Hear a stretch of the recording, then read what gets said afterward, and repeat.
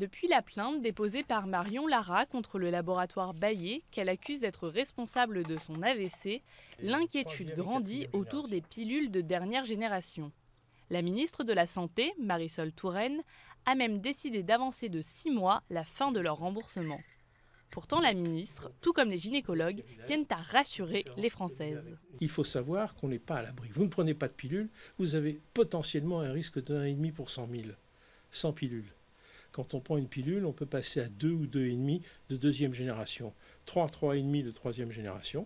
Une femme qui est enceinte passe à 30 pour probabilité d'accident sur 100 000.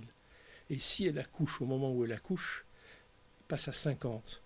Selon les spécialistes, les effets secondaires graves des pilules de dernière génération n'apparaissent qu'au cours des 6 premiers mois. Aujourd'hui, trop de femmes estiment être peu ou mal informées sur les moyens de contraception.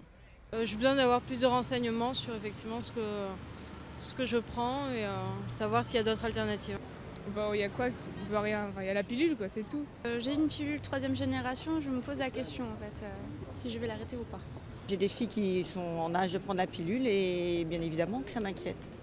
Quant à la proposition de l'Agence nationale de sécurité du médicament de réserver aux spécialistes la délivrance de ces pilules de dernière génération, le planning familial et les syndicats de médecins s'y opposent.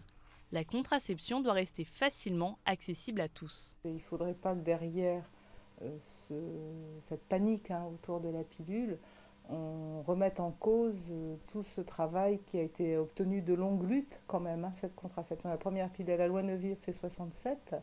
Et vous voyez qu'autour de la contraception aujourd'hui, il y a encore beaucoup de débats, beaucoup de tabous. Actuellement, une pilule sur 3 prescrite en France fait partie de celle de dernière génération et plus d'une femme sur 2 utilise la pilule comme moyen de contraception.